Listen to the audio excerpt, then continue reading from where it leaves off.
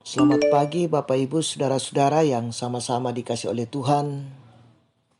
Kita berjumpa lagi lewat Renungan Harian Toraya, edisi Minggu 2 Juli 2023. Sebelum kita menjalani kehidupan yang dianugerahkan oleh Tuhan kepada kita pada saat ini, mari kita berseru, menyerahkan seluruh kehidupan kita dalam persekutuan kita, dan kita mendengarkan firman-Nya yang akan menjadi penuntun dan pegangan kita dalam menjalani kehidupan yang dianugerahkan kepada kita.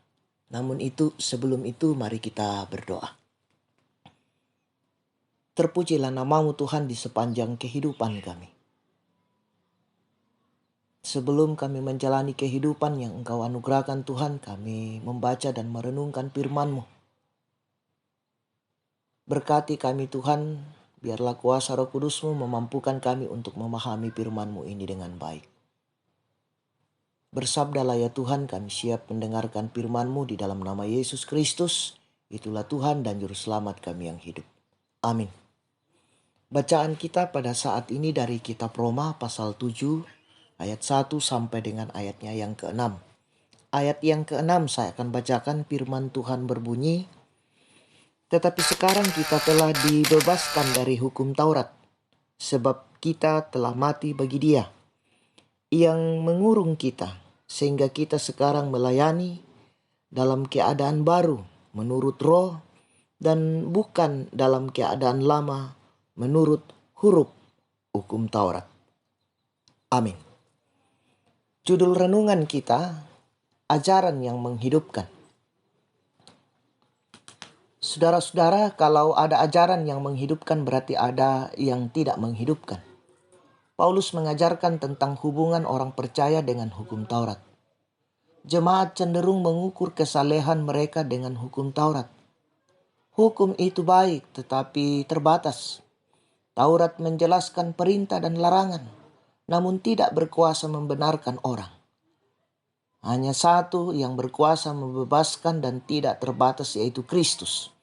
Inilah ajaran yang menghidupkan, bahwa kematian dan kebangkitan Kristuslah yang membebaskan dari hukum Taurat. Kita hidup oleh kasih karunia Allah, sembari terus mengucap syukur atas kebaikannya. Karenanya kita ikut mati dan bangkit bersama Kristus, supaya selanjutnya hidup kasih karunia. Nah, saudara-saudara, Paulus memberikan penjelasan tentang perbedaan keadaan saat berlakunya hukum Taurat dengan keadaan Injil melalui metafora perkawinan. Perkawinan pertama dengan hukum Taurat yang hanya berlaku selama hidup hukum tersebut. Perkawinan hanya mengikat sampai salah satu pihak meninggal. Kematian membebaskan keduanya, namun perkawinan kedua adalah dengan Kristus agar berbuah bagi Allah.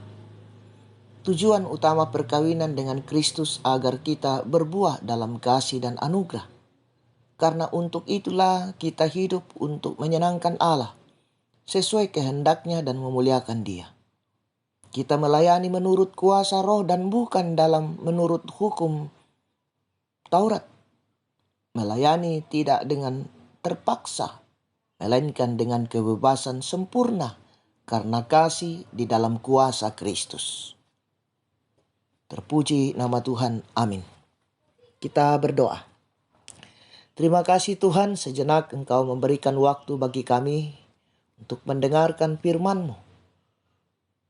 Mampukan kami Tuhan untuk tetap setia dan menyatakan kehendak-Mu berdasarkan firman-Mu pada saat ini di dalam kehidupan yang Engkau karuniakan kepada kami.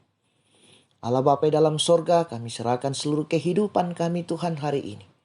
Engkau bersama-sama dengan kami dalam berbagai rencana, tanggung jawab, dan kehidupan kami semua. Allah Bapa di dalam sorga, seluruh kehidupan kami Tuhan kami serahkan ke dalam tangan pengasihan-Mu.